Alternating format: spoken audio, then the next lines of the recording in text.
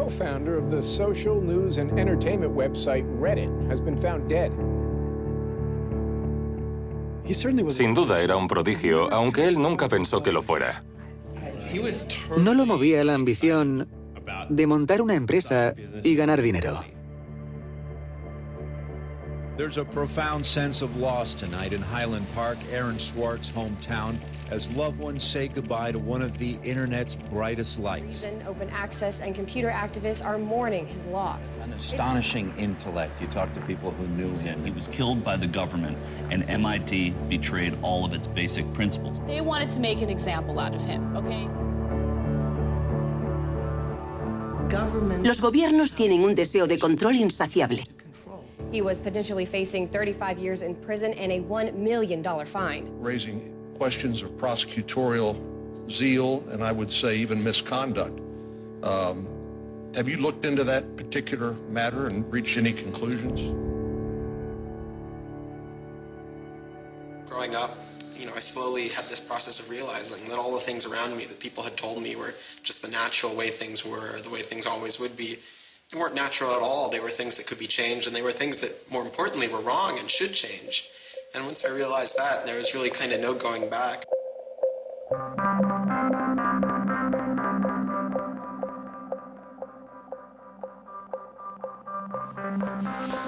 Welcome to Story Reading Time. The name of the book is Paddington at the Fair. Nació y creció aquí, en Highland Park. Aaron tenía 2 hermanos y todos eran muy inteligentes. No siempre nos portábamos bien.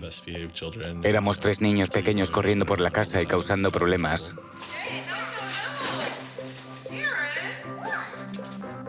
Pero ahora soy consciente de que Aaron empezó a aprender siendo muy pequeño.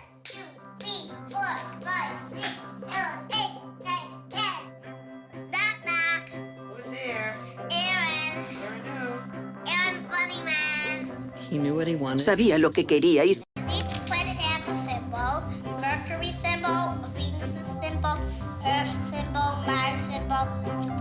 Un día le preguntó a Susan, ¿qué es eso de entretenimiento familiar gratuito en Highland Park? Tenía 3 años. Ella le dijo, ¿de qué estás hablando? Y él le respondió, mira, lo pone en la nevera. Entretenimiento familiar gratuito en Highland Park. Ella se quedó boquiabierta, asombrada de que supiera leer.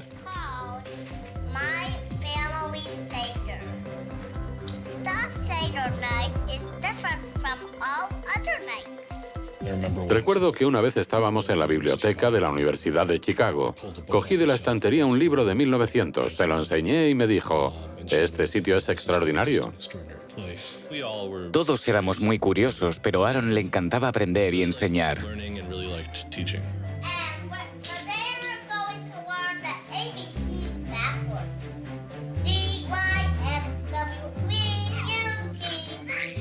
El día que llegó a casa tras su primera clase de álgebra me dijo, Noah, voy a enseñarte álgebra. Y yo le dije, ¿qué es el álgebra? Él era así.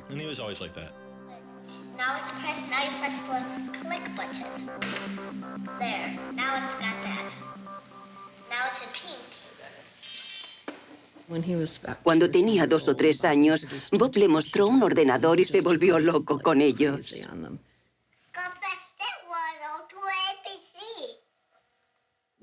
Todos teníamos ordenadores, pero a Aaron le encantaban. Le fascinaba Internet.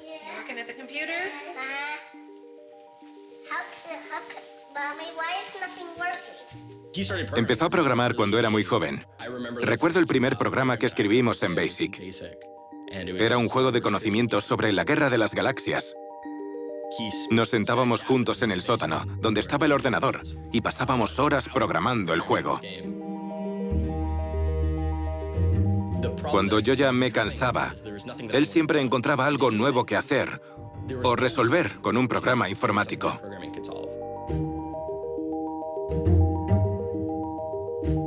Aaron consideraba la programación como algo mágico para lograr cosas que las personas corrientes no podían. Aaron hizo un cajero automático usando un Creative Macintosh y una caja de cartón. Un año en Halloween No recuerdo de qué quería disfrazarme, pero a él le pareció una idea fantástica que me disfrazara de su nuevo ordenador favorito, que en aquel momento era el iMac. Él odiaba disfrazarse, pero le encantaba convencer a los demás de que fuésemos como a él le gustaba.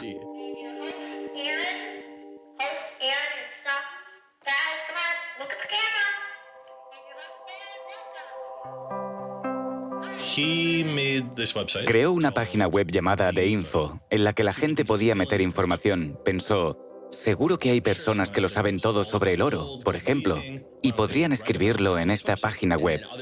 Otras personas podrían acceder a la información, leerla y corregirla si pensaban que era errónea. Algo muy parecido a Wikipedia. Pero fue mucho antes de Wikipedia. Y lo desarrolló un niño de 12 años, en su habitación, usando un servidor diminuto y tecnología primitiva. Uno de sus profesores le dijo, es una idea terrible. No puedes dejar que cualquiera edite tu diccionario o tu enciclopedia. Para eso existen los expertos. ¿Cómo se te ha ocurrido una idea tan mala? Mi hermano y yo siempre decíamos, Wikipedia no está mal, pero nosotros tenemos algo parecido en casa desde hace 5 años. La página web de Aaron, theinfo.org, gana un concurso escolar organizado por la compañía de diseño de páginas web con base en Cambridge Arts Digital. Empieza a unirse a comunidades de programación online y a implicarse en el desarrollo de una nueva herramienta para Internet. Me dijo, Ben, estoy trabajando en algo alucinante. Tienes que saberlo. Le contesté, ¿sí? ¿Qué es? Y me dijo, es una cosa llamada RSS. Me explicó de qué se trataba y le pregunté, ¿para qué sirve? ¿Va a usarla alguna página web? ¿Para qué la querrían? Se creó una lista de correos de personas que estaban trabajando en RSS y XML. En ella aparecía el nombre de Aaron Swartz, una persona combativa pero inteligente con muy buenas ideas. Nunca acudía a las reuniones y le preguntaron, ¿cuándo vas a venir a una de las reuniones para conocernos en persona? Y él contestó, no creo que mi madre me deje, tengo 14 años. No podían creer que aquella persona, aquel colega con el que llevaban todo un año trabajando, fuera un chico de 13 años, 14 recién cumplidos. Y nuestra segunda reacción fue, tenemos que conocerlo. Es extraordinario, formaba parte del grupo que diseñó el RSS. Él ayudó a construir los cimientos del hipertexto moderno. Y la parte concreta en la que él trabajaba, el RSS, era una herramienta que permitía obtener extractos de texto de otras webs. Normalmente se usa para los blogs. Si queremos leer los blogs de 10 o 20 personas, extraemos su contenido en formato RSS, que es una síntesis de todo lo que publican. De ese modo, podemos elaborar una recopilación de noticias de otras páginas. Aaron era muy joven, pero veía que la tecnología era imperfecta y buscaba formas de mejorarla.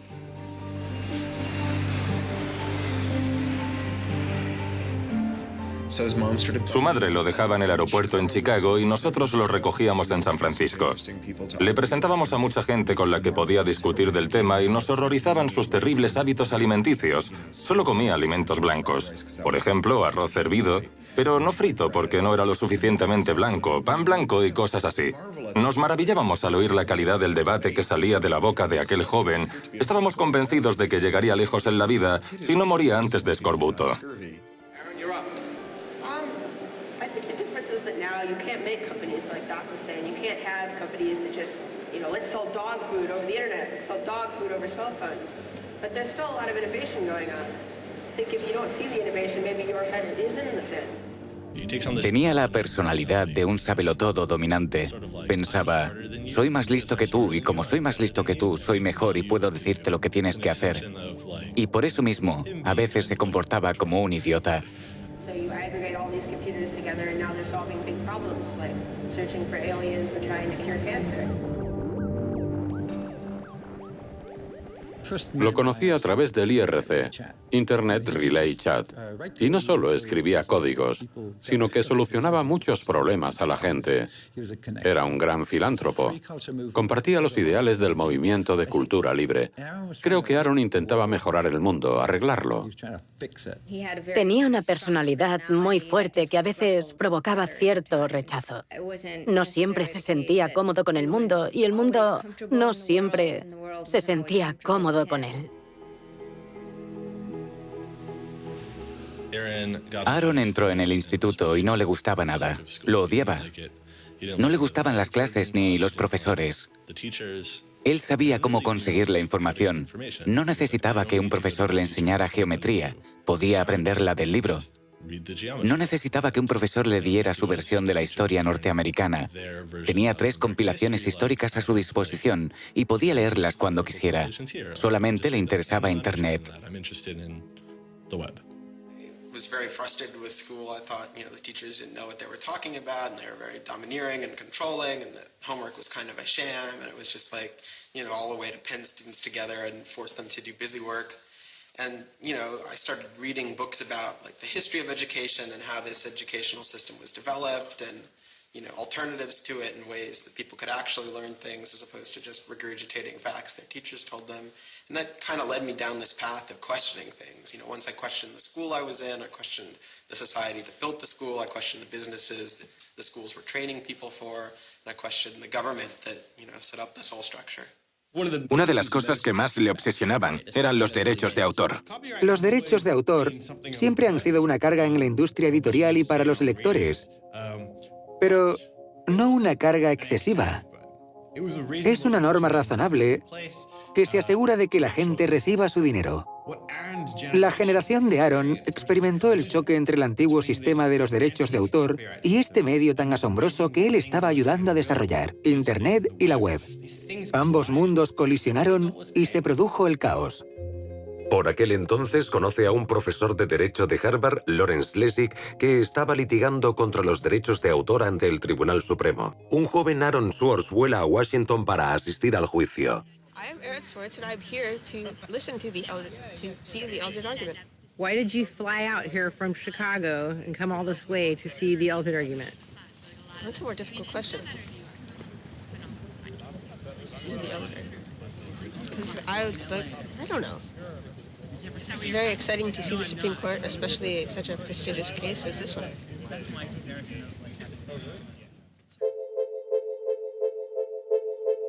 Lessig también trabaja en una nueva forma de definir los derechos de autor en Internet. Se llama Creative Commons.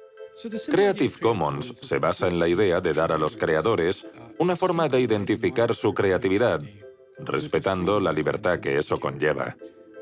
Así, mientras todos los derechos de autor son reservados, en nuestro modelo solo algunos lo son. Buscamos una forma sencilla de decir, esto es lo que puedes hacer con mi trabajo, pero necesitas mi permiso para estas otras cosas. El trabajo de Aaron era la parte informática, redactar las licencias para que fueran sencillas y comprensibles, para que los ordenadores pudieran procesarlas. La gente preguntaba, ¿por qué se encarga un chico de 15 años de redactar las especificaciones de Creative Commons? ¿No creéis que es un gran error? Y Larry decía, el error sería no hacer caso a este chico. Ni siquiera era lo suficientemente alto como para llegar al podio. Antes eran todos fijos, no regulables, y siempre se producía ese momento embarazoso en el que abría la pantalla del ordenador y nadie podía verlo. Come to our website here, and you go to choose license. It gives you this list of options, explains what it means, and you fill out 3 simple questions. Do you want to require attribution? Do you want to allow commercial uses of your work? Do you want to allow modifications of your work? Me dejó impactada al ver que todos aquellos hombres lo trataban como a un adulto. Aaron subió al escenario frente a mucha gente y empezó a hablar de la plataforma que había creado para Creative Commons. Y todo el mundo le prestaba atención. Yo estaba sentada al fondo y solo podía pensar, es solo un niño. ¿Por qué lo escuchan? Pero lo hacían. Yo no entendía bien de qué hablaba. Aunque sus detractores critican la falta de esfuerzo por asegurar a los artistas el pago de su trabajo, el éxito de Creative Commons ha sido enorme. Actualmente, solo en la web Flickr, más de 200 millones de personas usan alguna de las licencias de Creative Commons. Contribuyó con sus habilidades tecnológicas, pero para él no era una cuestión simplemente tecnológica. Aaron solía escribir con franqueza en su blog personal. Pienso mucho las cosas y me gustaría que otros hicieran lo mismo. Trabajo en nuevas ideas y aprendo de la gente. No me gusta excluir a nadie. Soy un perfeccionista, pero no dejo que eso se interponga en las publicaciones. Salvo por la educación y el entretenimiento, no desperdicio mi tiempo en cosas que no causarán impacto. Intento ser amable con todo el mundo, pero odio que no me tomen en serio. No siento resentimiento, no es productivo y aprendo de mis propias experiencias. Quiero hacer del mundo un lugar mejor.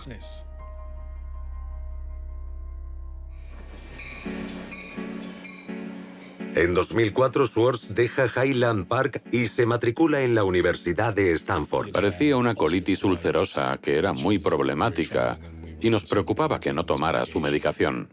Fue hospitalizado y tenía que tomarse un cóctel de pastillas todos los días. Una de ellas contenía esteroides, lo que detuvo su crecimiento y lo hizo sentir diferente del resto de los estudiantes. Creo que Aaron se presentó en Stanford dispuesto a terminar su carrera y acabó metido en un programa para estudiantes muy cualificados que en 4 años acabarían siendo grandes magnates y dirigirían las principales empresas del país. Y creo que eso le molestaba muchísimo. En 2005, tras solo un año de universidad, Schwartz recibe una oferta de trabajo para una nueva empresa llamada Y Combinator, dirigida por Paul Graham. Dijo, se me ha ocurrido una idea para una página web. Y a Paul Graham le encantó. Así que Aaron dejó los estudios y se mudó a este apartamento. Este era el apartamento de Aaron cuando se mudó aquí. Recuerdo que mi padre se quejaba de lo difícil que era encontrar un piso de alquiler porque Aaron no tenía nómina y había dejado la universidad. Él vivía en lo que ahora es el salón y algunos de estos carteles son de cuando estaba aquí. Esta es la biblioteca. Ahora hay más libros, pero muchos son de Aaron. El sitio de Aaron de Y Combinator se llama Infogamy, una herramienta para hacer páginas web, pero Infogamy apenas tiene usuarios y Schwartz acaba fusionando su proyecto con otro de Y Combinator que necesita ser rescatado. Lo dirigen Steve Huffman y Alexis Ohanian y se llama Reddit. There we were, starting from almost nothing. No users, no money, no code, and growing day by day into a hugely popular website. And it showed no signs of letting up. First we had 1,000 users, then 10,000, then 20,000, and on. It was just incredible. Reddit ha llegado a lo más alto y es un rincón dedicado a los amantes de la informática.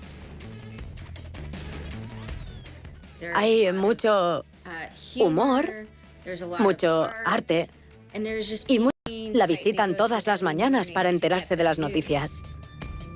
Reddit roza el caos a cierto nivel. Así que, por un lado, es un sitio en el que la gente habla de las noticias del día, de tecnología, de política y de otros problemas. Pero también hay mucho contenido no seguro y material ofensivo. Hay algunas secciones en las que los trolls se sienten como en casa. Así que en ese sentido, Reddit ha generado mucha polémica. Podríamos decir que está al límite del caos. Reddit llama la atención del gigante editorial Condé Nast, que les hace una oferta para comprar la compañía. Les ofrecieron mucho dinero, tanto que molestaba a mi padre con preguntas como ¿dónde voy a guardar tanto dinero? Sería mucho.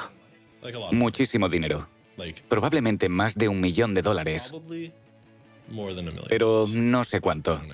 ¿Y qué edad tenía en ese momento? 19 o 20 años. En este mismo apartamento se sentaban en unos sofás hechos polvo y se dedicaban a trabajar en Reddit. Cuando la vendieron, organizaron una gran fiesta. Al día siguiente se mudaron a California y me dieron las llaves a mí.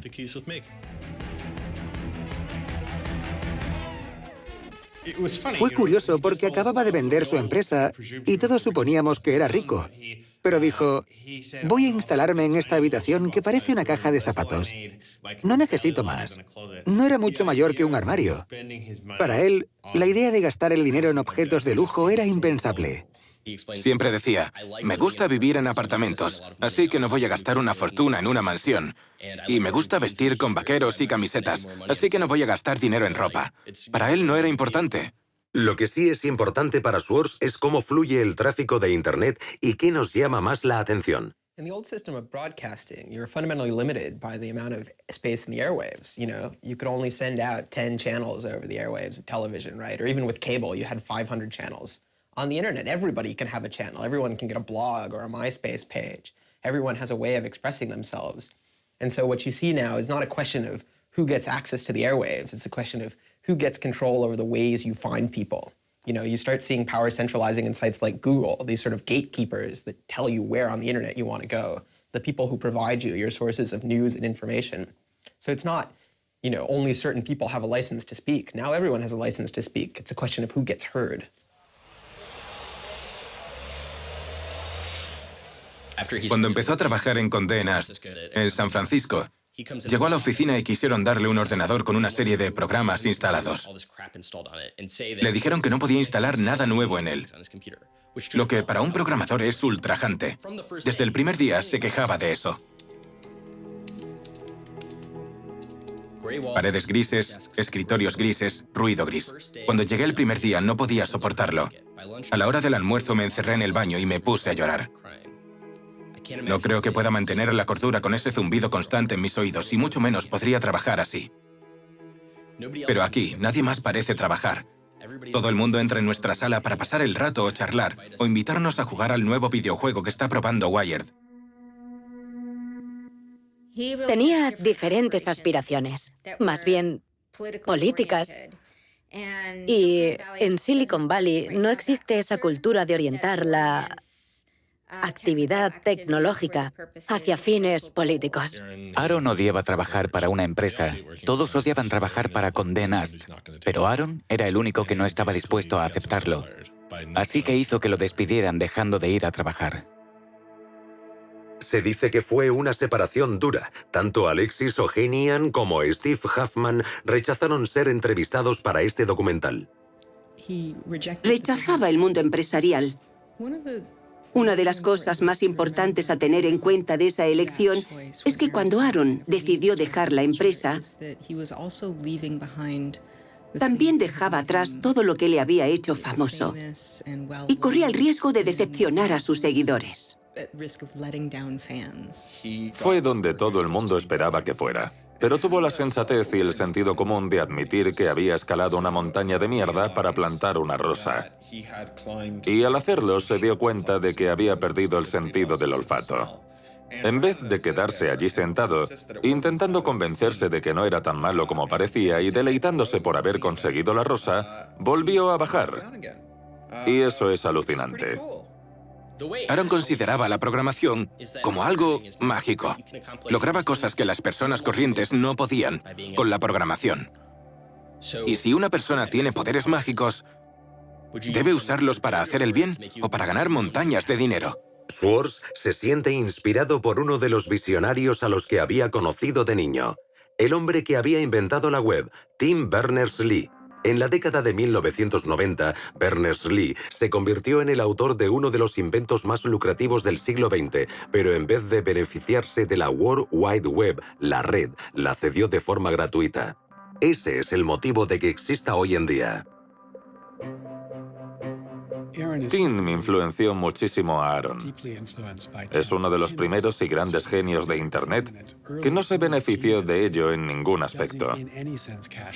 No le interesaba encontrar el modo de hacerse multimillonario. Mucha gente lo habría visto como una forma de ganar dinero y ahora existirían muchas webs pequeñas en vez de una grande. Y las webs pequeñas no habrían funcionado al ser imposible conectarlas unas con otras. La clave era que conectara a todo el planeta y no podía funcionar a menos que todo el mundo tuviera acceso a ella.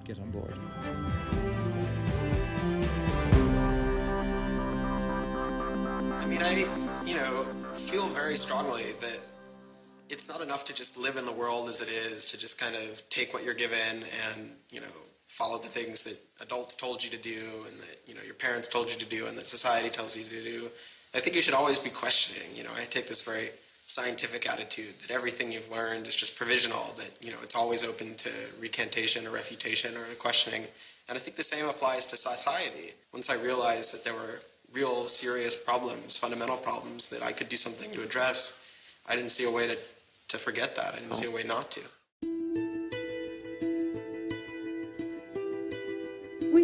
Empezamos a pasar mucho tiempo juntos, como amigos. Hablábamos durante horas, todas las noches. Tendría que haber comprendido que él estaba flirteando conmigo, pero creo que hasta cierto punto yo pensaba que era mala idea, que era imposible y que lo mejor era fingir que aquello no estaba sucediendo. Mi matrimonio se derrumbaba y yo no tenía dónde ir. Nos fuimos a vivir juntos y me llevé a mi hija conmigo. Amueblamos la casa y llevábamos una vida muy tranquila. Hacía mucho tiempo que mi vida y la suya no eran tan tranquilas.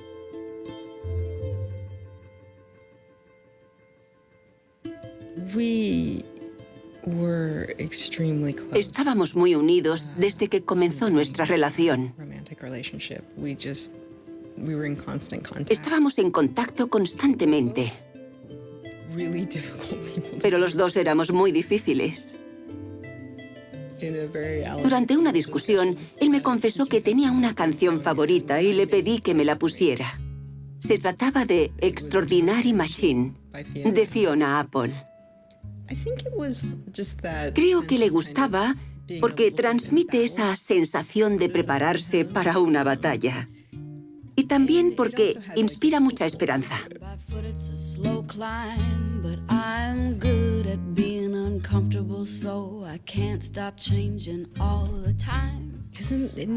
En muchos sentidos, Aaron tenía una actitud muy optimista con respecto a la vida. Incluso cuando no lo sentía, podía ser muy optimista.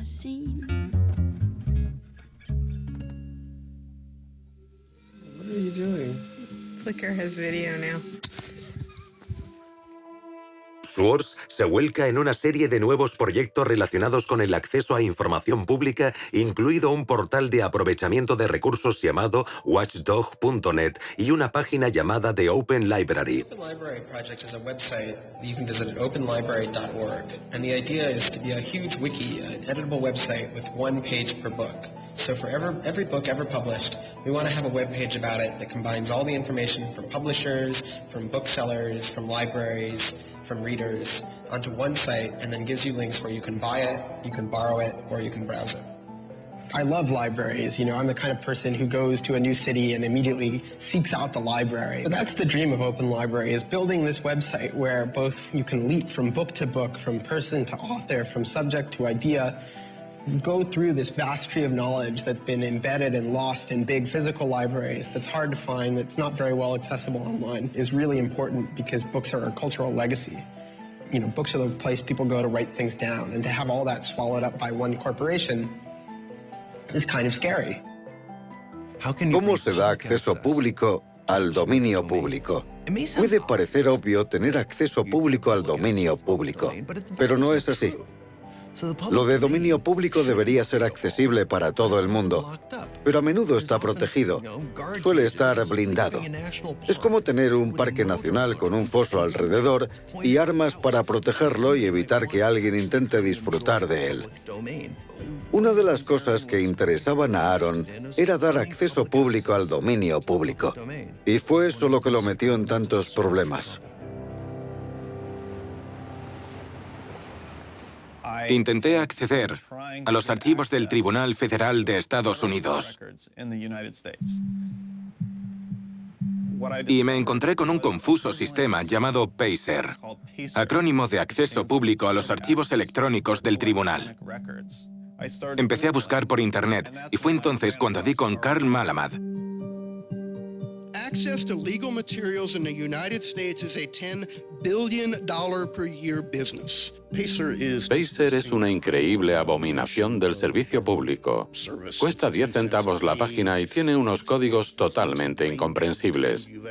No se puede buscar ni marcar nada y hay que introducir una tarjeta de crédito, pero son archivos públicos. Los tribunales de distrito son muy importantes porque ahí es donde comienzan muchos de nuestros litigios. Los casos de derechos civiles, los de patentes y muchos más. Y los periodistas, los estudiantes, los abogados, mucha gente necesita acceder a Pacer y el sistema se resiste. Las personas sin medios no pueden leer las leyes tan fácilmente como aquellas que tienen un American Express. Es un impuesto por el acceso a la justicia. La ley es el sistema operativo de nuestra democracia. ¿Y tenemos que pagar para verla? No parece muy democrático. Ganan unos 120 millones de dólares al año con el sistema Pacer. Y no cuesta eso, según sus propios registros. De hecho, es ilegal. La ley e-Government de 2002 declara que el tribunal puede cobrar únicamente lo necesario para cubrir los gastos que conlleva mantener Pacer. Como fundador de public.resource.org, Malamud decidió protestar por el cobro de Pacer. Crea un programa llamado The Pacer Recycling Project al que la gente puede subir documentos de Pacer por los que ya han pagado y crear así una base de datos gratuita que todo el mundo pudiera usar. La gente de Pacer empezó a recibir muchas críticas, incluso del Congreso, para que permitieran el acceso público a la página. Así que crearon un nuevo sistema y en 17 bibliotecas repartidas por todo el país, el acceso a Pacer era gratuito. Supone una biblioteca por cada 22.000 kilómetros cuadrados, así que no servía de nada. I encouraged volunteers to join the so-called Thumb Drive Corps and download docs from the public access libraries, upload them to the Pacer Recycling site. La gente iba con memorias USB, descargaban documentos y me los enviaban. Pero era una broma. De hecho, cuando alguien pinchaba en Thumb Drive Corps, se abría un vídeo del Mago de Oz con los Munchkins cantando.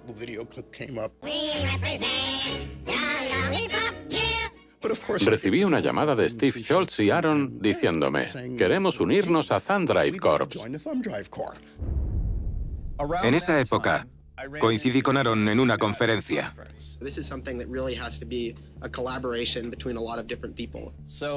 Me acerqué a él y le dije, estoy planeando una intervención en el problema de Pacer. Schultz ya había desarrollado un programa capaz de descargar automáticamente documentos de Pacer de las bibliotecas con acceso gratuito. Schwartz quiere verlo. Le mostré el código. Y en ese momento, yo no sabía qué estaba haciendo. Pero luego resultó que durante el resto de horas que duró la conferencia, se había sentado en un rincón para mejorar mi código con la ayuda de un amigo suyo que vivía cerca de una de esas bibliotecas y que fue hasta allí y empezó a probar el código mejorado. En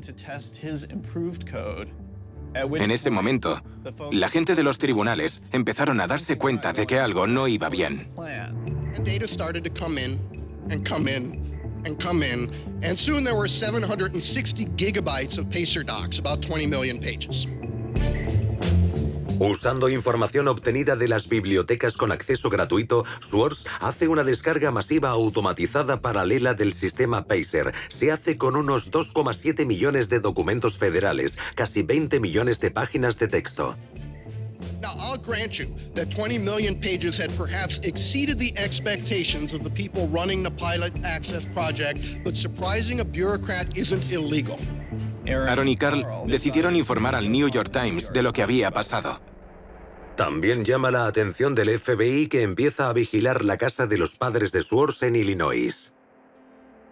Recibí un tuit de su madre en el que decía, «Llámame».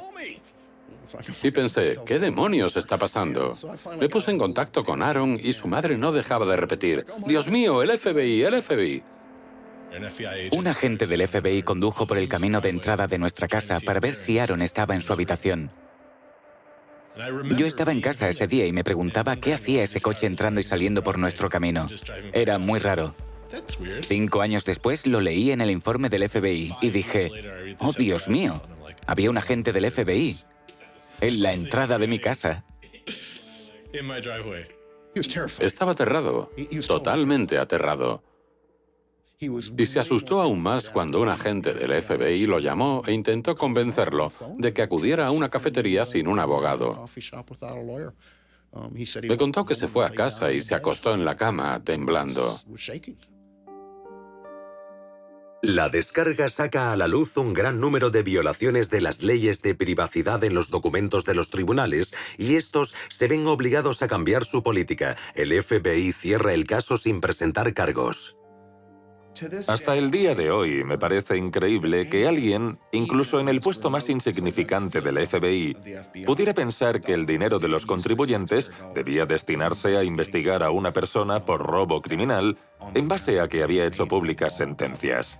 ¿Cómo pueden llamarse representantes de la ley y pensar que hacer públicas las sentencias no está bien? Aaron estaba dispuesto a arriesgarse por las causas en las que creía. Molesto por las injusticias sociales, Swartz va más allá de la tecnología y se involucra en una gran variedad de causas políticas. Fui al Congreso y lo invité a venir conmigo para trabajar en prácticas durante un tiempo. De ese modo podría aprender el proceso político. Y se dedicó a aprender el funcionamiento, a adquirir nuevas habilidades y a hackear la política. It seems ridiculous that miners should have to hammer away until their whole bodies are dripping with sweat, faced with the knowledge that if they dare to stop, they won't be able to put food on the table that night, while I get to make larger and larger amounts of money each day just by sitting and watching TV. But apparently the world is ridiculous. So I co-founded a group called the Progressive Change Campaign Committee, and what we try and do is we try and organize people over the internet who care about progressive politics and moving the country in a more progressive direction to kind of come together, join our email list, join our campaigns, and help get progressive candidates elected all across the country. El grupo es responsable de la campaña para promover la elección de Elizabeth Warren al Senado. Puede que pensara que era un sistema estúpido, pero vino para aprender su funcionamiento porque pensaba que podía ser modificado como cualquier sistema social. Pero su pasión por el conocimiento y las bibliotecas no queda relegada a un segundo plano. Aaron empieza a interesarse por las instituciones que publican artículos académicos. By virtue of being students at a major U.S. university, I assume that you have access to a wide variety of scholarly journals. Pretty much every major university in the United States pays these sort of licensing fees to organizations like JSTOR and Thomson and ISI to get access to scholarly journals that the rest of the world can't read. Estas publicaciones, artículos e investigaciones son básicamente toda la riqueza del conocimiento humano en Internet, y muchas han sido pagadas con dinero del gobierno o de los contribuyentes, pero para leerlas hay que volver a pagar elevadas tasas a editores como Reed Elsevier. These licensing fees are so substantial that people who are studying in India instead of studying in the United States don't have this kind of access. They're locked out from all of these journals. They're locked out from our entire scientific legacy. I mean, a lot of these journal articles, they go back to the Enlightenment. Every time someone has written down a scientific paper, it's been scanned and digitized and put in these collections. That is a legacy that has been brought to us by the history of people doing interesting work, the history of scientists. It's a legacy that should belong to us as a commons, as a people, but instead it's been locked up and put online by a handful of for-profit corporations who then try and get the maximum profit they can out of it. Un investigador financiado por una universidad o el gobierno publica un artículo y en el último paso del proceso, una vez que está hecho todo el trabajo y se ha terminado la investigación, la idea, el trabajo de laboratorio, el análisis, después de todo eso, en la última fase, el investigador debe entregar sus derechos de autor a una empresa multimillonaria, y eso no está bien. Se trata de un negocio basado en un trabajo voluntario y los editores se sientan encima del pastel para comerse toda la nata. Es una estafa. Una editorial de Gran Bretaña obtuvo unos beneficios de $3.000 millones el año pasado. Es un timo. JSTOR juega un papel insignificante en esta historia, pero por algún motivo fue la empresa a la que Aaron decidió desafiar. Asistió a varias conferencias sobre acceso libre y publicación libre. No sé quién era la persona de JSTOR, pero en un momento dado Aaron le preguntó: ¿cuánto costaría liberar el material de JSTOR para siempre? Y le contestó, creo que dijo $200 millones, algo que a Aaron le parecía absurdo. Trabajando con una beca en Harvard, se entera de que los usuarios de la red del MIT, abierta y muy rápida, tienen acceso a los contenidos de JSTOR. Schwartz aprovecha la oportunidad. You have a key to those gates. And with a little bit of shell script magic, you can get those journal articles. El 24 de septiembre de 2010, Schwartz registra un portátil láser recién comprado en la red del MIT con el nombre de Gary Host. El usuario se registra como Ghost Laptop. No pirateó JSTOR en el sentido tradicional de la palabra. La base de datos de JSTOR estaba organizada, así que le resultó muy fácil averiguar cómo descargar todos los artículos. Estaban numerados, así que no tuvo más que poner barra, número de artículo 444.024 y 25 y 26. Creó un script o guión de comandos en Python llamado keygrabbing.py, que fue cogiendo un artículo tras otro. Al día siguiente, Ghost Laptop empieza a coger artículos, pero la IP del ordenador no tarda en ser bloqueada. Para Schwartz no es más que un pequeño alto en el camino. Cambia la dirección IP del portátil y sigue descargando. JSTOR y el MIT toman varias medidas para tratar de impedir la descarga cuando se dan cuenta. Y cuando esas medidas no funcionaron, JSTOR negó el acceso del MIT a su base de datos. Así que durante un tiempo jugaron al gato y al ratón, accediendo a la base de datos de JSTOR. Por supuesto, Aaron era el gato, ya que su habilidad tecnológica era muy superior a la de los informáticos de JSTOR que intentaban proteger el sistema. En el sótano de uno de los edificios había un cuarto de comunicaciones abierto. Y en vez de conectarse por Wi-Fi, bajó hasta allí, conectó el ordenador directamente a la red y lo dejó descargando todos los artículos con un disco duro externo. Sin que Schwartz lo sepa, su ordenador y el disco duro son descubiertos por las autoridades, que no detienen la descarga. En vez de eso, instalan una cámara de vigilancia. Encontraron el ordenador en el sótano de un edificio del MIT. Podrían haberlo desconectado, haber esperado a que el propietario volviera para decirle: «Oye, ¿qué estás haciendo?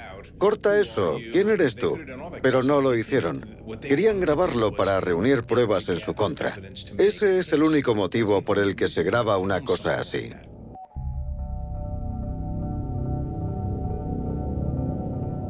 Al principio, la única persona que aparece en la cámara de vigilancia solo usa el cuarto para almacenar botellas y latas.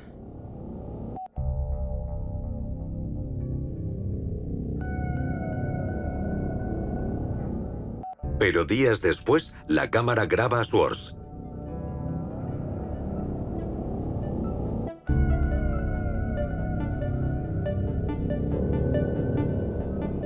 Schwartz está cambiando el disco duro. Lo saca de su mochila, desaparece de la imagen durante unos 5 minutos y luego se marcha.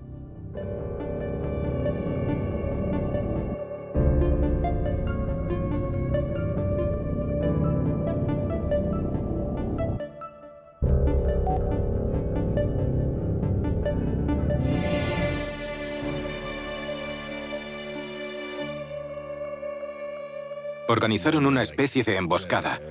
Él volvía a casa en bici desde el MIT y de repente aparecieron varios coches de policía y empezaron a seguirlo. Él contaba que los agentes lo embistieron. Me dijo que no se dio cuenta de que eran policías que querían arrestarlo. Pensaba que alguien intentaba atacarle. Me dijo que lo golpearon.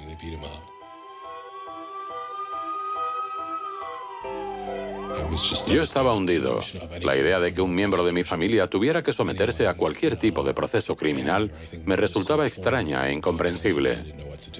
Pidieron órdenes de registro para la casa de Aaron, su apartamento en Cambridge y su despacho en Harvard.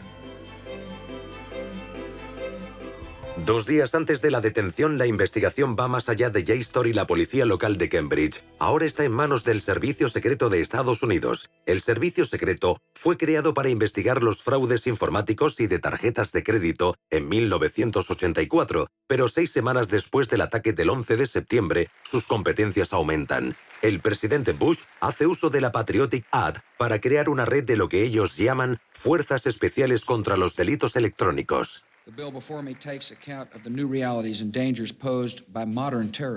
Según el servicio secreto, actúan principalmente contra actividades de gran impacto económico, grupos criminales organizados y estafas relacionadas con las nuevas tecnologías. El servicio secreto lleva el caso de Swords a la Fiscalía de Boston.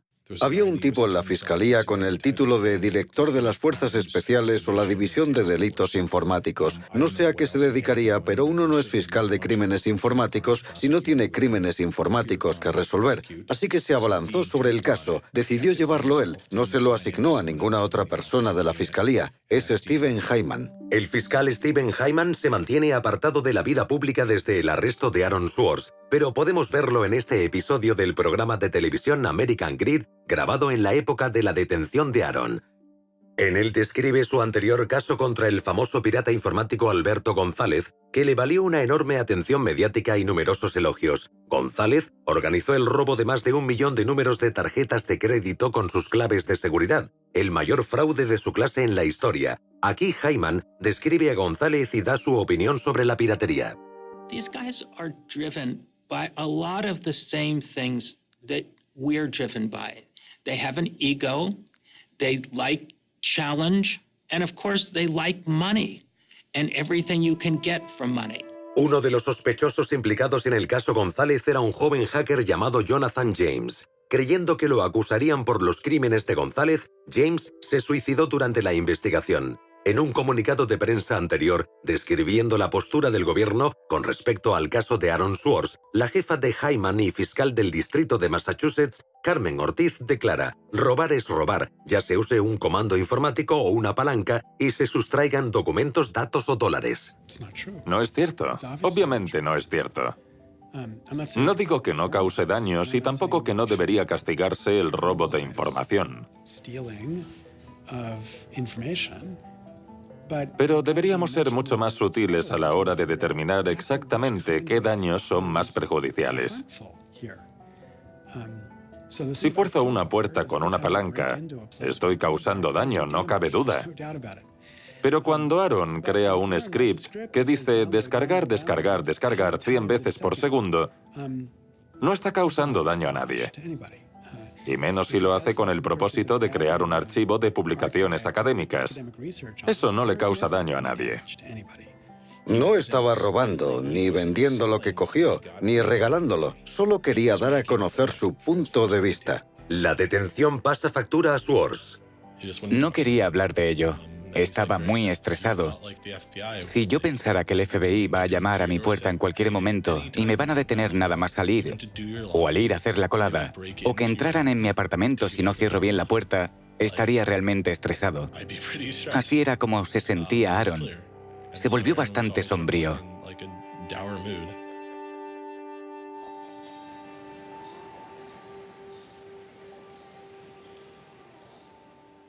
En aquella época nunca dejaba muy claro dónde iba, porque le daba miedo de que el FBI lo estuviera esperando.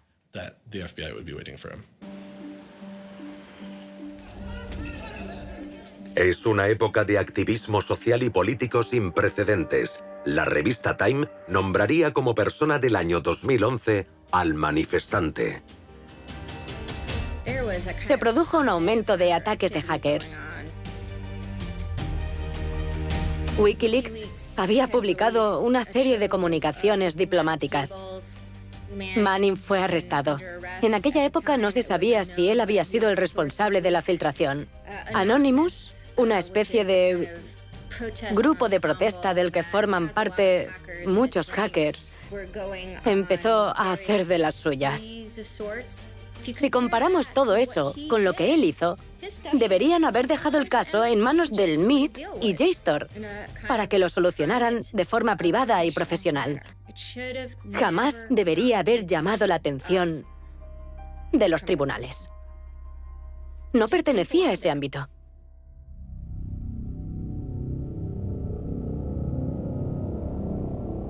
Antes de ser acusado, y 1 año de arresto domiciliario sin usar ordenadores en ningún momento. A cambio, Schwartz debe declararse culpable de un delito grave. Allí estábamos. No teníamos ni idea de cuál era la acusación del gobierno ni sus pruebas, pero debíamos tomar la decisión. Y nuestro abogado insistía en que aceptáramos. El gobierno nos ponía unos requisitos innegociables y todo el mundo nos decía que las probabilidades de ganar eran mínimas. Así que, aunque no fuera culpable, más le valía aceptar el trato. Boston tiene su propia división de delitos informáticos con muchos abogados, probablemente más de los que necesitan. Y seguramente tenían una enorme cantidad de casos que no podían llevar a juicio porque algunos delincuentes viven en Rusia o pertenecen a corporaciones con abogados que cobran 500 o 700 dólares la hora que se enfrentarían a ellos. Y después estaba el caso de este chico. Era fácil demostrar su culpabilidad y el FBI ya lo tenía fichado. Así que, ¿por qué no ir a por él con todo el peso de la ley? Sería bueno para la imagen del fiscal y la del gobierno, porque demostrarían que estaban luchando contra todo tipo de terroristas. Estaba muy asustada. Me daba miedo que se llevaran mi ordenador y acabar en la cárcel por el contenido de mi ordenador. En mi portátil tenía material confidencial procedente de fuentes de mi anterior trabajo. Y mi prioridad es mantener siempre la privacidad de mis fuentes. Me daba mucho miedo lo que pudiera pasarle a Ada. Aaron me contó que le habían ofrecido un trato y que lo aceptaría si yo le pedía que lo hiciera.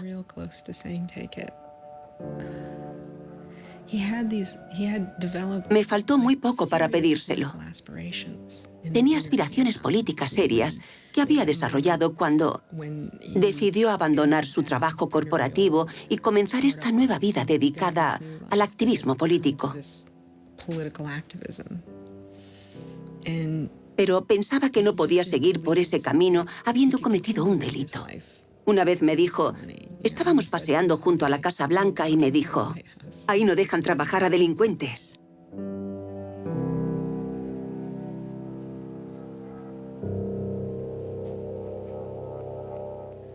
Quería que esa fuera su vida.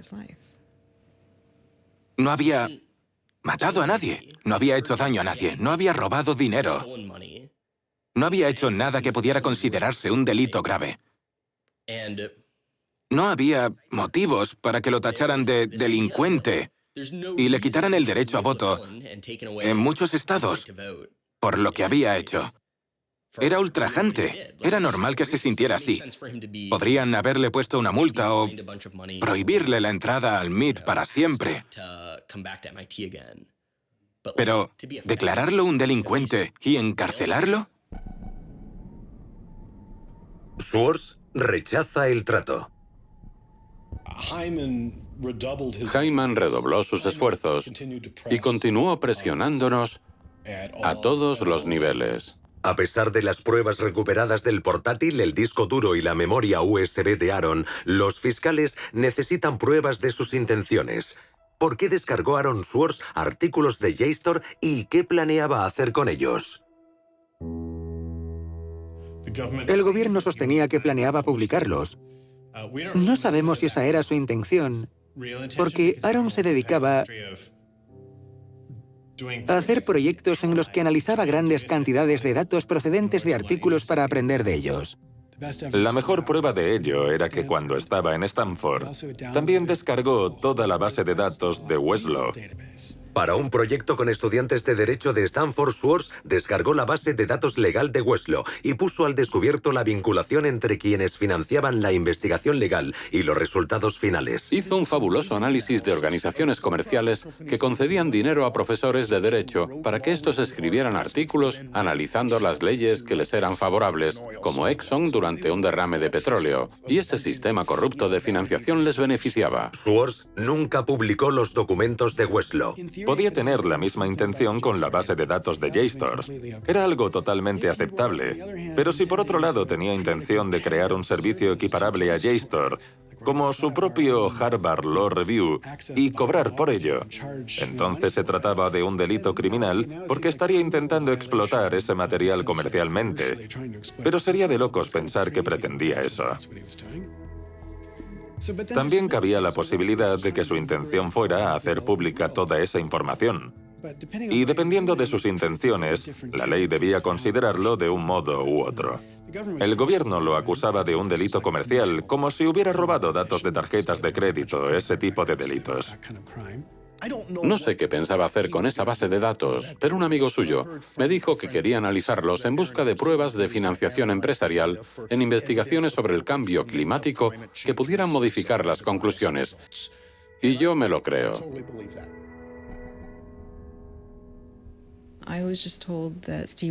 Me dijeron que Steve quería hablar conmigo. Pensé que podía ayudarlo a salir de aquella situación. No quería vivir con el miedo de que me incautasen el ordenador, y con el miedo de ir a la cárcel por desacato si me negaba a entregar mi ordenador. Así que cuando me dijeron que Steve quería hablar conmigo, me pareció razonable. Hacen una propuesta a Norton que permite a los fiscales hacerle preguntas sobre el caso de Aaron a cambio de inmunidad para ella sobre cualquier información que revele durante la entrevista. No me gustaba la idea. Dije a mis abogados repetidas veces que me parecía sospechoso. No me gustaba. No quería inmunidad ni la necesitaba. No había hecho nada. Pero fueron muy estrictos. No estaban dispuestos a permitirme hablar con el fiscal sin inmunidad.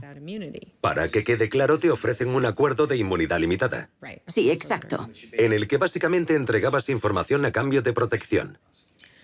No se trataba de entregar información. Al menos yo no lo veía así. Se trataba de hablar del tema con ellos. ¿Te hicieron preguntas? Me hicieron preguntas. Podían preguntar lo que quisieran. Y dijeras lo que dijeras, no podrían procesarte. Intenté rechazarlo varias veces. Dije una y otra vez que no quería la inmunidad. Estaba enferma y mis abogados no dejaban de presionarme. Estaba confusa. En aquel momento no me iba bien, estaba deprimida y asustada. No comprendía la situación en la que me encontraba. No tenía ni idea de lo que pasaba. Yo no había hecho nada interesante, ni mucho menos malo. Nos enfadamos mucho. Aaron se sentía muy confuso. Todos estábamos confusos. Hasta los abogados de Aaron. Intentamos que Quinn cambiara de abogados. No estaba acostumbrada a estar en una habitación con hombres adultos, armados, diciéndome constantemente que mentía y que intentaba ocultar algo. Les dije que lo que intentaban juzgar no era un delito, que se estaban equivocando. Recuerdo que usé la frase, estáis en el lado equivocado de la historia. Y me miraron con cara aburrida. No parecían enfadados, parecían aburridos. Y empecé a pensar que no hablábamos el mismo idioma. Les dije un montón de cosas sobre por qué la gente se descarga publicaciones académicas y al final, no recuerdo por qué, mencioné que había publicado en su blog el manifiesto de guerrilla por el acceso abierto. Este es el manifiesto de guerrilla por el acceso abierto, escrito supuestamente en julio de 2008, en Italia. La información es poder, pero como sucede con todo poder, hay quienes quieren quedárselo. Todo el patrimonio cultural y científico del conocimiento, publicado durante siglos en libros y publicaciones, continúa siendo digitalizado y guardado por unas cuantas empresas privadas. Mientras tanto, quienes habéis sido excluidos no os habéis quedado de brazos cruzados. Habéis fisgoneado a través de agujeros y trepado las vallas, liberando la información y compartiéndola con vuestros amigos. Pero todas estas acciones pasan desapercibidas y quedan ocultas. Las llaman actos de robo o piratería. Como si compartir la riqueza del conocimiento fuese el equivalente a saquear un barco y asesinar a su tripulación. Pero compartir no es inmoral, es un imperativo moral. Solo quienes están cegados por la ambición se negarían a permitir que un amigo hiciera una copia. No hay justicia en cumplir leyes injustas. Es hora de salir a la luz y, siguiendo la gran tradición de la desobediencia civil, declarar nuestra oposición al robo privado de la cultura pública.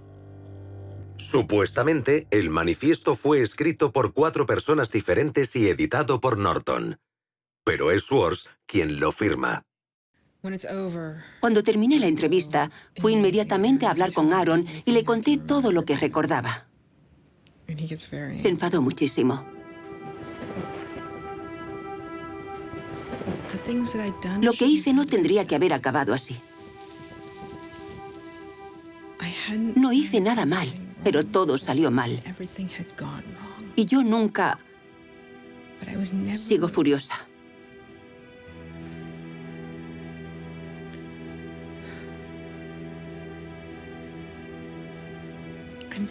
Sigo furiosa por haber intentado por todos los medios que aquella gente hiciera lo correcto y que ellos lo volvieran todo en mi contra, haciéndome daño de todas las maneras posibles. En ese momento, lamenté haber dicho todo eso. Pero sobre todo lamento que aceptemos eso como algo normal, que nos parezca bien. Que mantengamos un sistema judicial que conduce a la gente a pequeñas trampas que pueden arruinarte la vida. Ojalá no hubiera dicho aquellas cosas. Pero lo que más me enfurece es que todo siga igual. Y que la gente piense que eso está bien. Usaron todos los métodos imaginables para sonsacarle información que perjudicara a Aaron y que pudiera ayudar a la fiscalía. Pero no creo que la información que dio fuera relevante para el gobierno. Pasan los meses mientras los amigos y familiares de Swords esperan a que se formulen los cargos. En ese tiempo, Swords se convierte en un experto sobre Internet al que consultar. Do you think that the internet is something that should be considered a human right and something that the government cannot take away from you? Yes, definitely. I mean, this notion that national security is an excuse to shut down the internet, that's exactly what we heard in Egypt and Syria and all these other countries. And so, yeah, it's true. Sites like WikiLeaks are going to be putting up some embarrassing material about what the U.S. government does, and people are going to be organizing to protest about it and try and change their government. You know, and that's a good thing. That's what all these First Amendment rights of free expression, of freedom of association are all about. And so the notion that we should try and shut those down, I think, just goes against very basic American principles. The principle, I think, is one that our founding fathers would have understood. If the internet had been around back then, instead of putting post offices in the Constitution, they would have put ISPs. Swords conoce a la activista Taryn Steinbrückner Kaufman y empiezan a salir. We need a massive global public outcry. If there's no massive global public outcry, it won't create any change. You know, 4 people in this city should cause a massive global public outcry. You know, we need a petition signer. Sin entrar en detalles, le advierte que está envuelto en lo que él llama lo malo. Yo tenía muchas teorías, como que tenía una relación con Elizabeth Warren, o algo así. Dudaba entre Hillary Clinton y Elizabeth Warren. Y un tiempo después, a finales de julio, Aaron me llamó. Yo cogí el teléfono y me dijo, puede que lo malo salga mañana en las noticias. ¿Prefieres que te lo cuente yo o quieres leerlo mañana? Le contesté, quiero que me lo cuentes. Entonces me dijo, bueno, me detuvieron por descargarme demasiadas publicaciones académicas y quieren usarme para dar ejemplo. Y le dije, ¿eso es todo? ¿Por eso tanto jaleo? ¿En serio? Tampoco me parecía para tanto. El 14 de julio de 2011, el fiscal acusa formalmente a Swords de 4 delitos graves. Lo acusan el mismo día que en Inglaterra detienen a 2 miembros de Lulzsec y a otros piratas informáticos.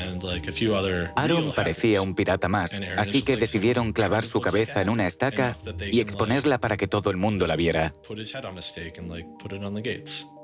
Aaron fue a entregarse y lo detuvieron. Lo registraron, le quitaron los cordones de los zapatos y el cinturón y lo encerraron en una celda de aislamiento. La Fiscalía del Distrito de Massachusetts emite un comunicado declarando: Swords se enfrenta a 35 años de cárcel, seguidos de 3 años de libertad condicional, embargo de bienes y una multa de hasta $1 millón. Sale en libertad bajo fianza de $100.000. El mismo día, el principal afectado, JSTOR, retira todos los cargos contra Swords y se niega a proseguir el caso. Los de JSTOR no eran nuestros amigos, no pretendían ayudarnos ni ser amables, pero no quisieron seguir formando parte de esto.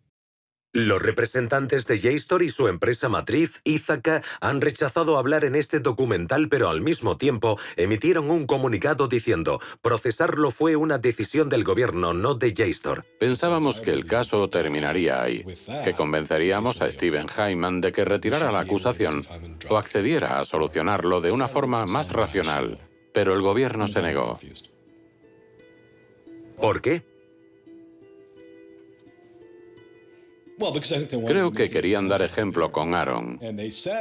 Nos dijeron que no retirarían la acusación por esos delitos graves, ni la petición de cárcel, porque querían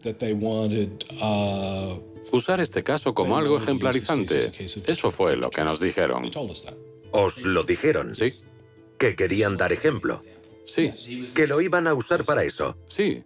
Lo dijo Steven Hyman. ¿Para disuadir a quién? Como si hubiera más gente que se decidiera a entrar en JSTOR y descargarse publicaciones para hacer una denuncia política. Sería más fácil comprender la postura de la administración Obama de una supuesta intención disuasoria si el gobierno, por ejemplo, hubiera procesado el que podríamos considerar el mayor delito económico que ha tenido lugar en este país en los últimos 100 años. Los crímenes que condujeron a la crisis económica de Wall Street. Cuando empiezan a utilizar la táctica de la disuasión de una forma selectiva, dejan a un lado el análisis del delito y hacen uso de los recursos para el cumplimiento de la ley en base a una ideología política. Y eso no es solo antidemocrático, es incluso antiestadounidense. Posteriormente, el fiscal Steven Hyman dice supuestamente al abogado del MIT que la gota que colma el vaso es un comunicado de prensa enviado por una organización que había fundado Swords llamada Demand Progress. Según el MIT, Hyman reacciona a la declaración de apoyo calificándola de campaña descontrolada por Internet y un movimiento estúpido que eleva el caso de un nivel humano a un nivel institucional. Era una combinación peligrosa. El fiscal no quería perder credibilidad, tenía una carrera política a la vista y no quería que esto le pasara factura en el futuro. Así que destinó mucho dinero de los contribuyentes en detener a una persona por coger demasiados libros de una biblioteca. Increíble. Decidí presionar al MIT de todas las formas posibles para que pidiera al gobierno que detuviera el proceso. ¿Cuál fue la respuesta del MIT? En aquel momento no dio ninguna respuesta.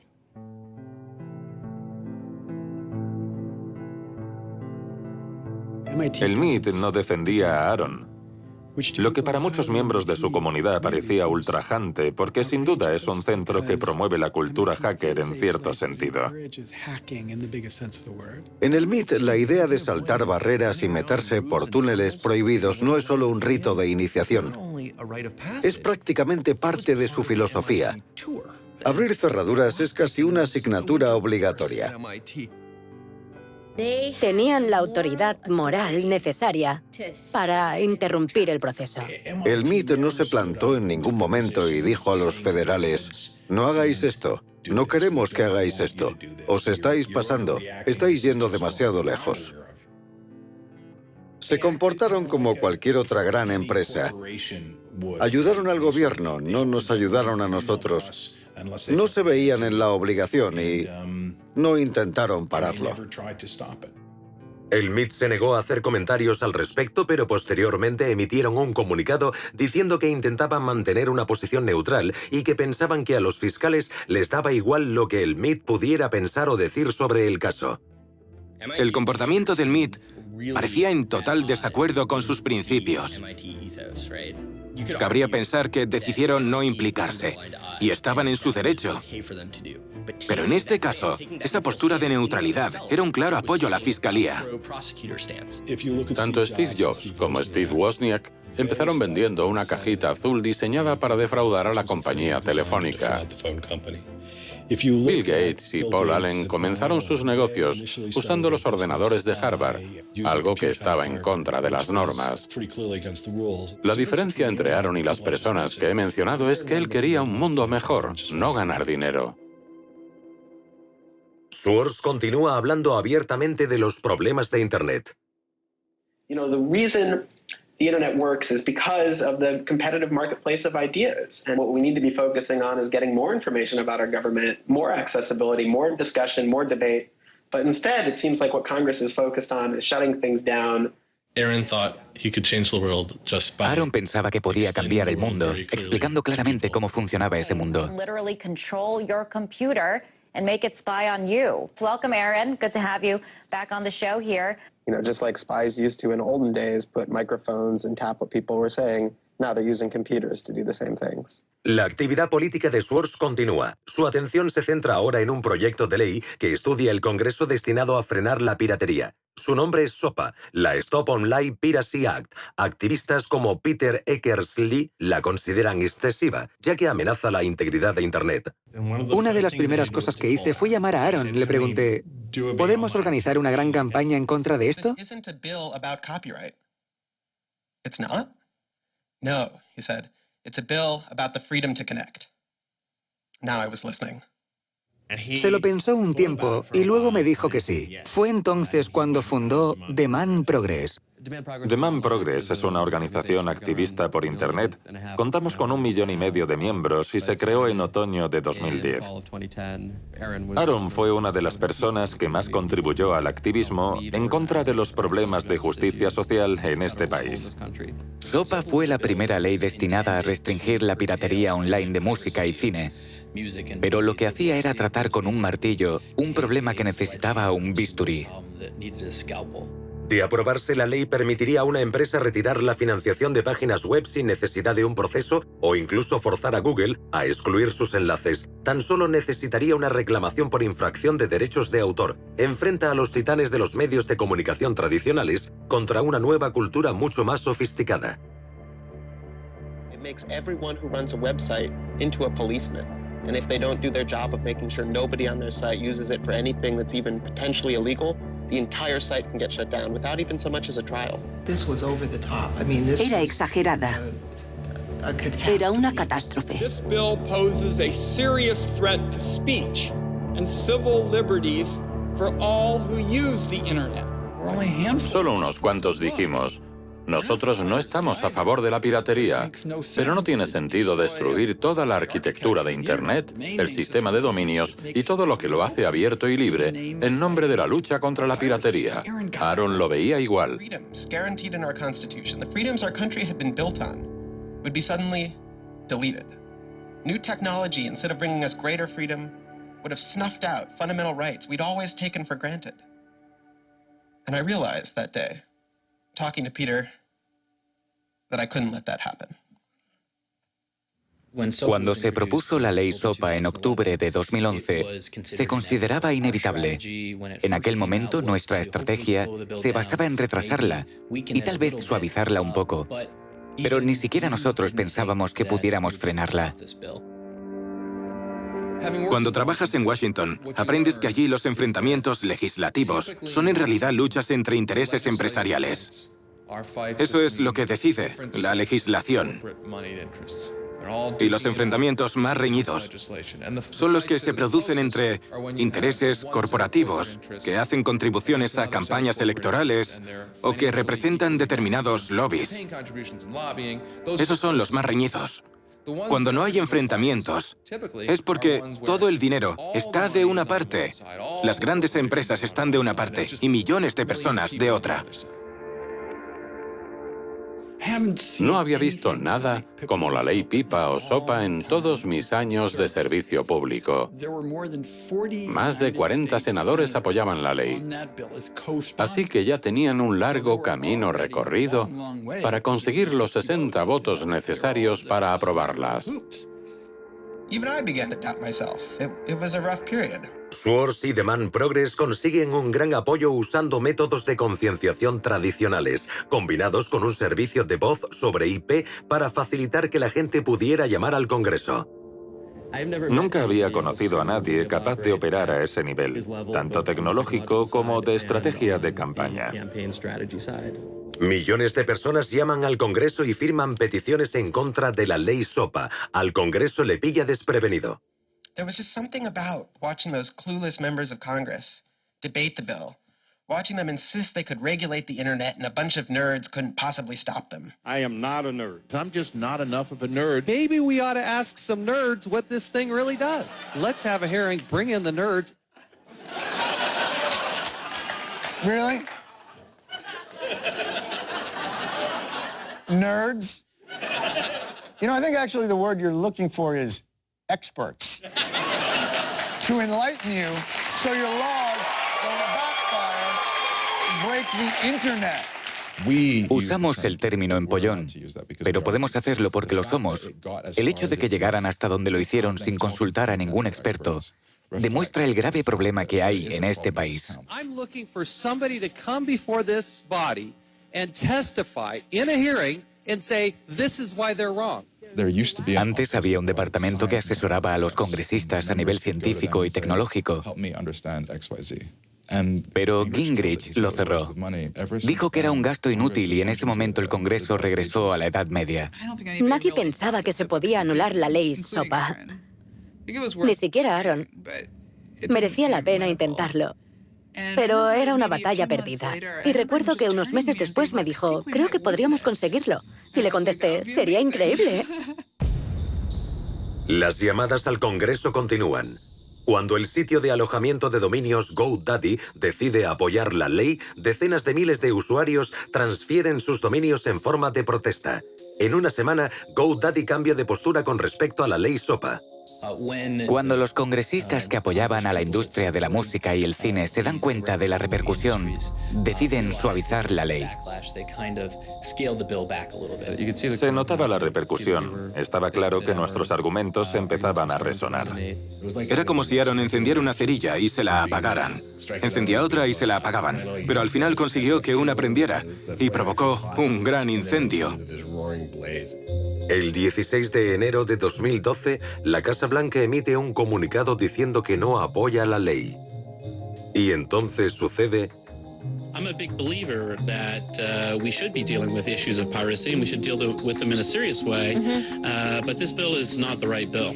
Jimmy Wales demuestra su apoyo cerrando 24 horas Wikipedia, una de las 5 páginas web más populares del mundo.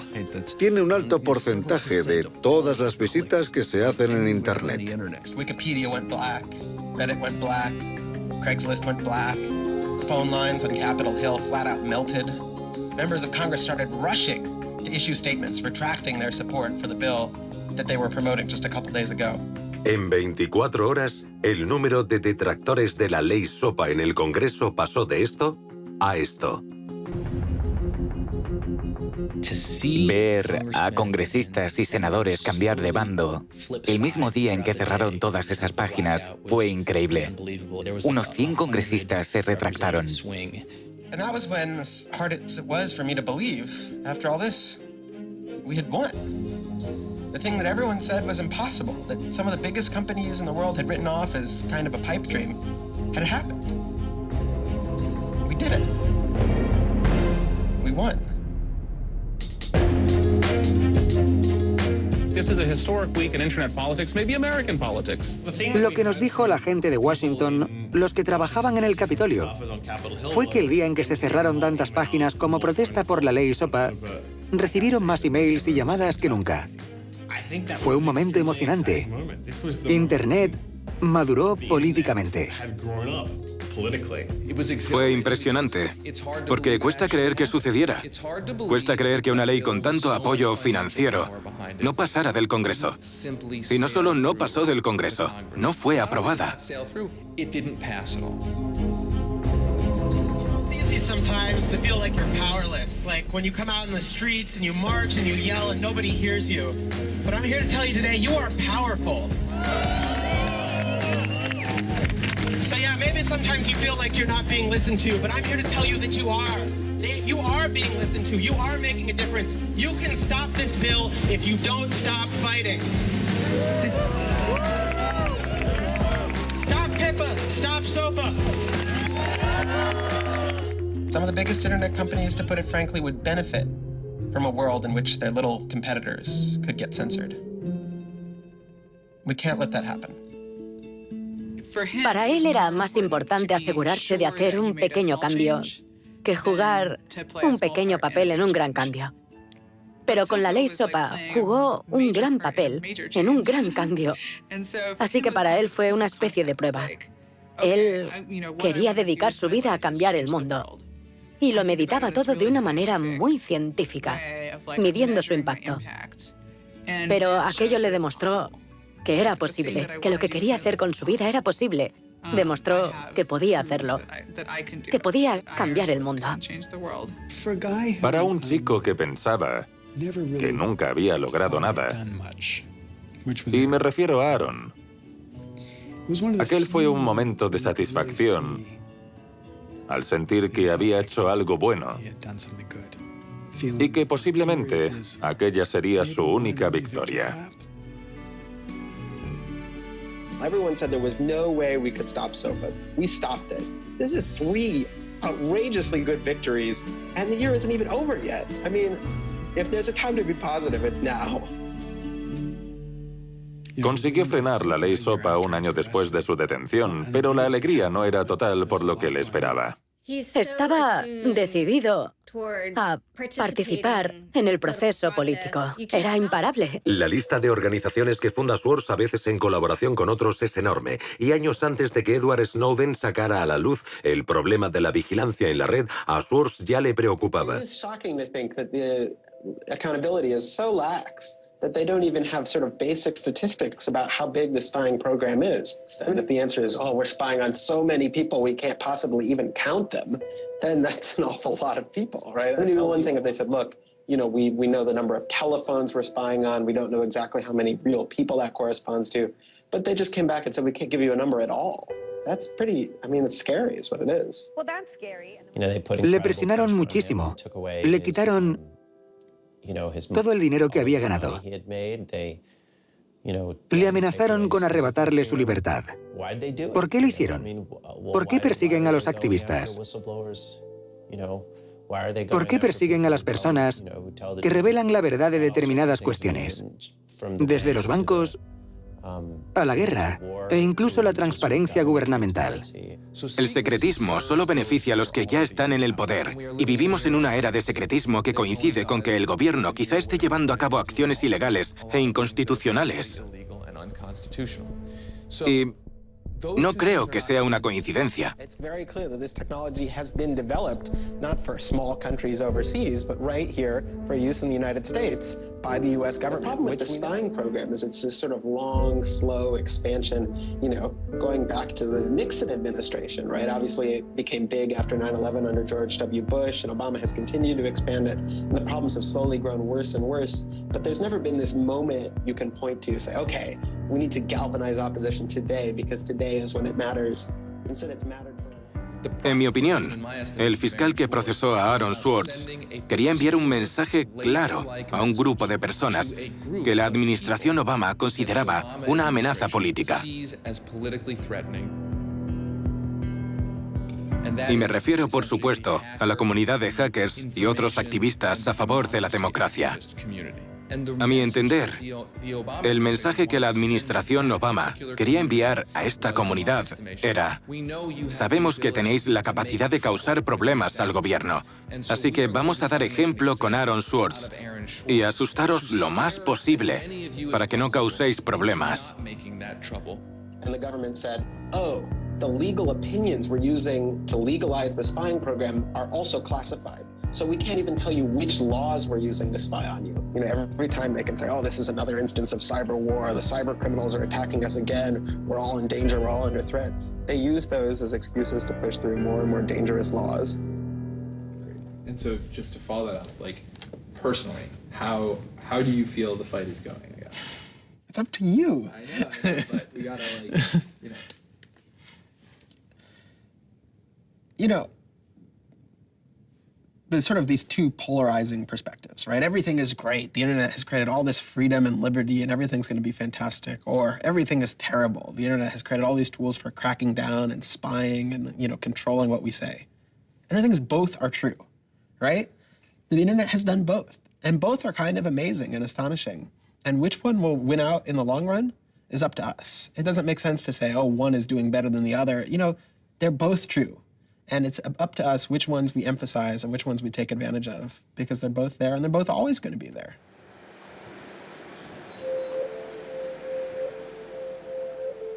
El 12 de septiembre de 2012, los fiscales presentan nuevos cargos contra Swords por fraude electrónico, acceso ilegal a un ordenador y fraude informático. Ahora, en vez de 4 delitos graves, Swords se enfrenta a 13. La presión de la fiscalía aumenta radicalmente, al igual que la posible condena y la multa a pagar.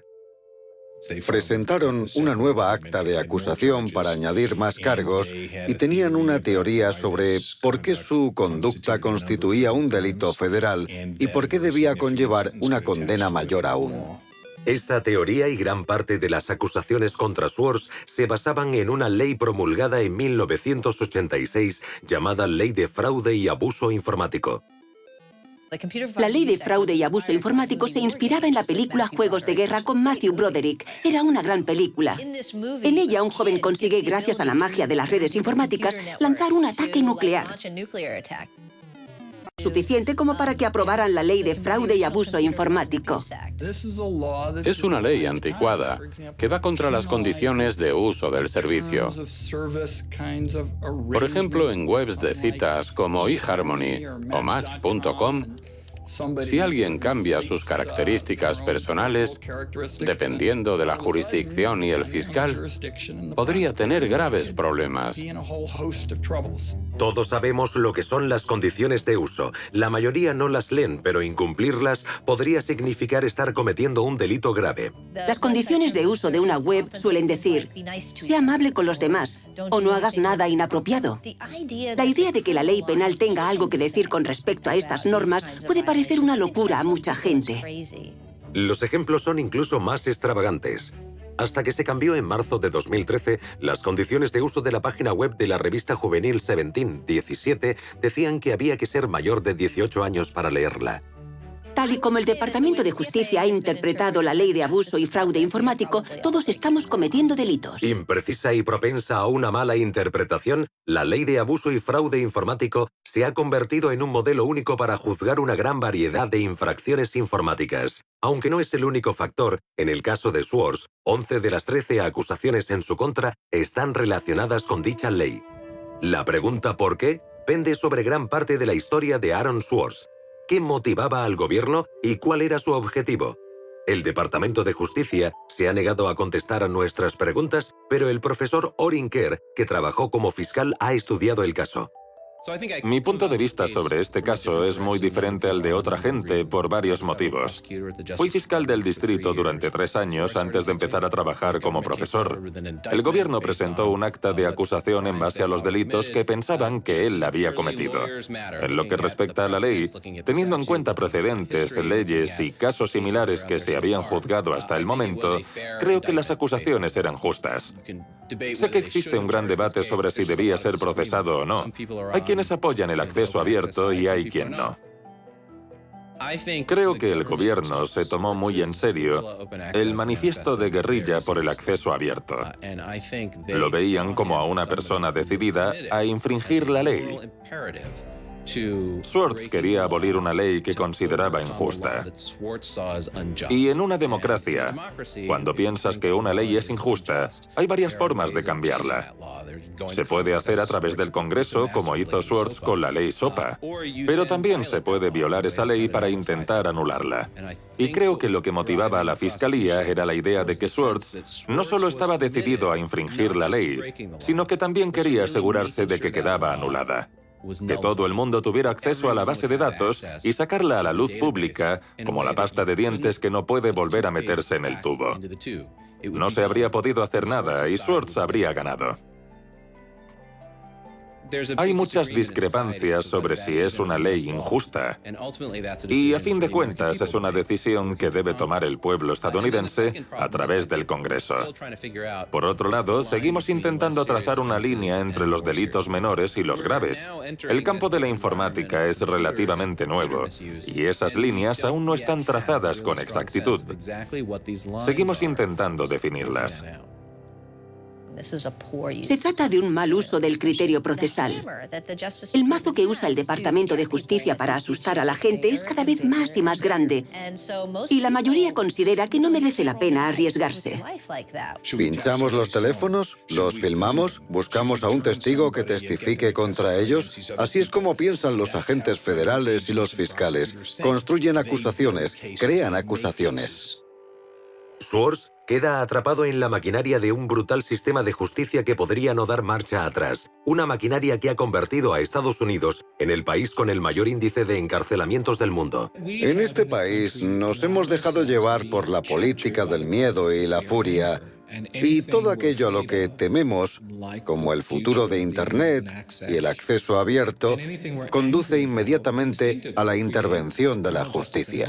Hemos usado la cárcel y el castigo para resolver una gran variedad de problemas que históricamente nunca habían sido considerados delitos penales. El impulso de amenazar, acusar y enjuiciar, que es una parte de lo que ha generado este debate y esta polémica sobre el acceso abierto a la información de Internet, es similar al que hemos visto en otros aspectos. La diferencia es que las personas que se convierten en víctimas de esta respuesta penal y carcelaria suelen ser pobres y pertenecientes a una minoría. Schwartz empieza a aislarse de amigos y familiares. Dejó de trabajar en otra cosa. Su vida giraba en torno a esas acusaciones.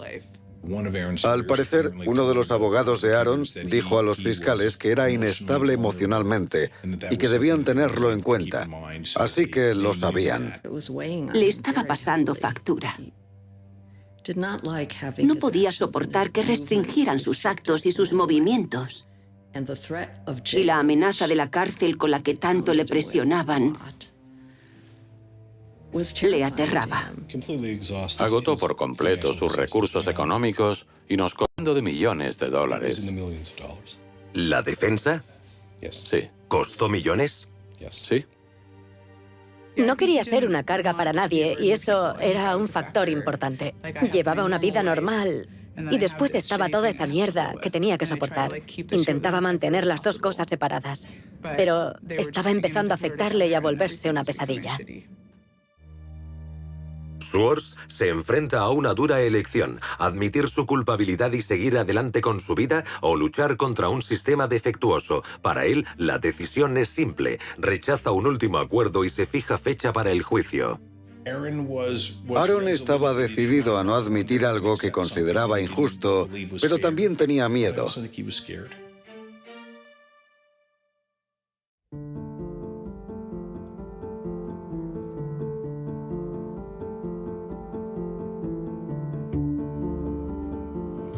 Yo creo que no habrían podido condenar a Aaron. Estoy convencido de que habríamos salido del juzgado, le habría dado un abrazo, habríamos cruzado el río de Boston y nos habríamos tomado unas cervezas. Creo que teníamos razón y estoy convencido de que habríamos ganado el caso. No hablaba mucho de ello, pero se notaba cuánto sufría.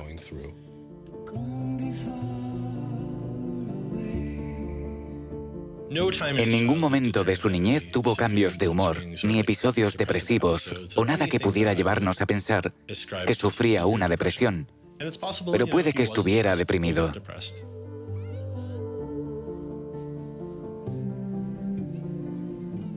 Al principio de nuestra relación, cuando llevábamos 3 o 4 semanas saliendo, me dijo que yo era mucho más fuerte que él. Aaron era débil en muchos sentidos. Le costaba mucho más que al resto sobrellevar ciertas cosas, pero eso también formaba parte de su genialidad.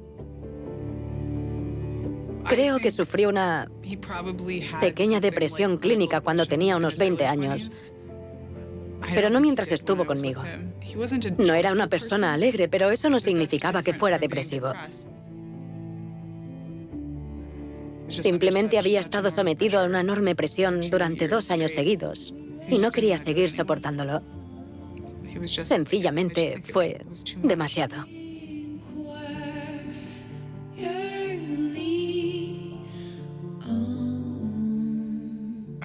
Aquella noche recibí una llamada.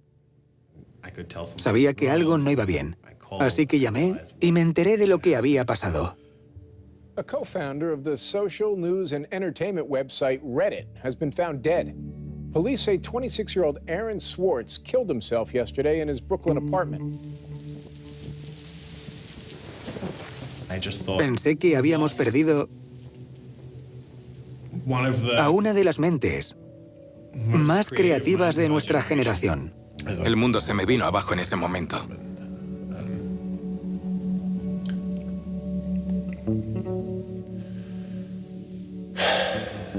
Fue una de las peores noches de mi vida. Yo gritaba, no te oigo, ¿qué has dicho? No te oigo. No puedo, ya está. Tranquila.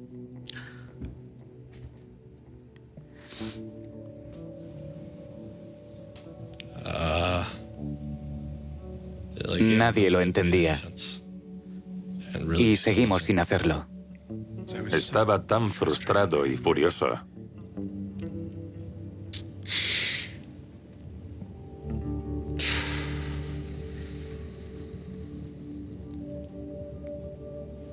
Intenté explicárselo a mis hijos. Mi hijo de 3 años me dijo que los médicos lo arreglarían.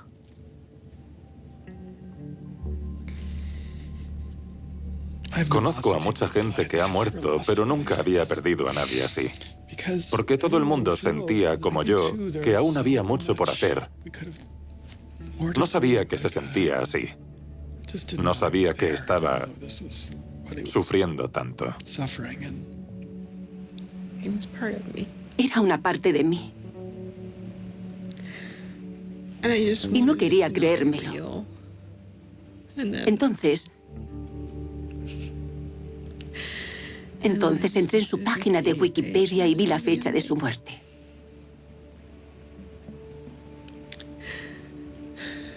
...2013.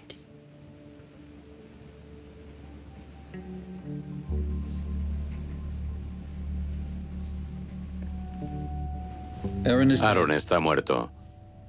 Vagabundos de este loco mundo, hemos perdido a un mentor, a un sabio. Hackers por derecho, somos uno menos, hemos perdido a uno de los nuestros. Proveedores, cuidadores, oyentes, alimentadores, padres, todos, hemos perdido a un hijo. Lloremos.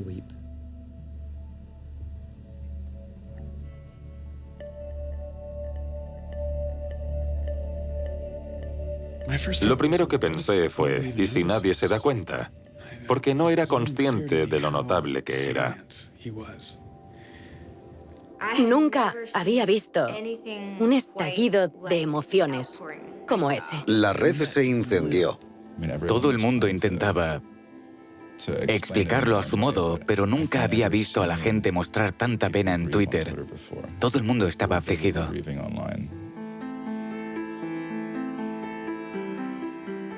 Era el chico de Internet y el viejo mundo lo había matado. Vivimos en una época en la que las grandes injusticias no se pagan. Los arquitectos de la crisis económica cenan con el presidente de forma regular. En estos tiempos, la idea de que esto es lo que el gobierno debería perseguir parece absurda, si no fuera tan trágica. La pregunta es, ¿podemos hacer algo para que el mundo sea un lugar mejor? ¿Cómo podemos perpetuar ese legado? Es lo único que debemos preguntar.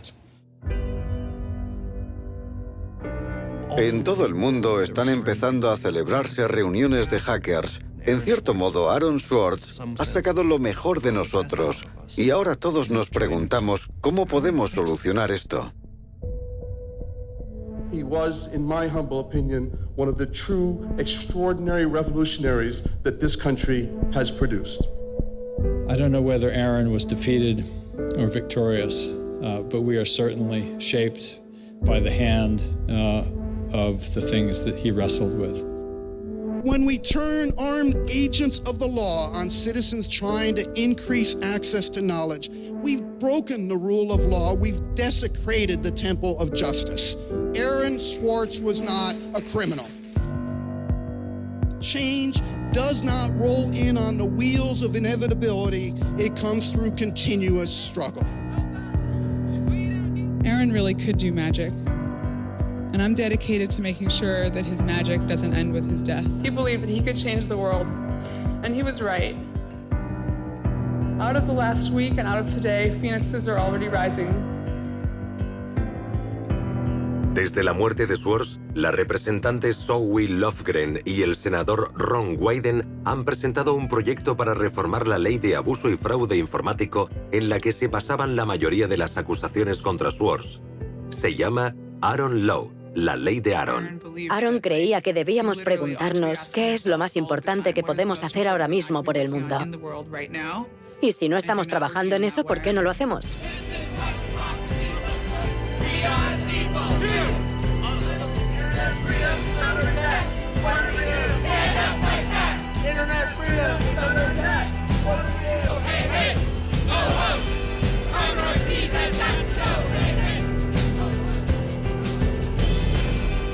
I wish we could change the past, but we cannot.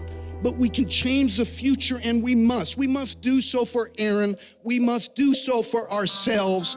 We must do so to make our world a better place, a more humane place, a place where justice works and access to knowledge becomes a human right. En febrero oí hablar de un chico de 14 años de Baltimore que tenía acceso a JSTOR. Había estado leyendo muchas de las publicaciones académicas y se le había ocurrido la forma de hacer pruebas de detección para el cáncer de páncreas. El cáncer de páncreas es mortal porque siempre se detecta demasiado tarde. Cuando lo detectamos es tarde para hacer algo. Envió correos al Departamento de Oncología de Johns Hopkins, cientos de ellos. Un chico de 14 años. Sí, 14 años. La mayoría de la gente lo ignoró, pero un investigador contestó a su correo y le dijo, no es ninguna tontería, ¿por qué no vienes? El chico dedicó las tardes y los fines de semana a trabajar con este investigador y en febrero salió en las noticias. Fue unas semanas después de la muerte de Aaron. Perdón. Este chico dijo que habían encontrado el modo de detectar el cáncer de páncreas en sus primeras etapas y eso iba a salvar muchas vidas. Y luego dijo que por eso era tan importante lo que había hecho Aaron. Porque nunca se sabe. Este conocimiento universal no es tan solo algo que usan los gobiernos para determinar los límites de velocidad en carreteras. También es de donde surgen las pruebas que evitarán que nuestros hijos mueran de cáncer de páncreas. Y si no tenemos acceso al conocimiento, la persona que podría solucionar determinados problemas quizá no dé nunca con la respuesta. He slept so well, he didn't fall out of bed once, not even when he dreamed he was back on the spacecraft. Very good, Aaron. Very good. Yay, Aaron. Okay, now it's song time.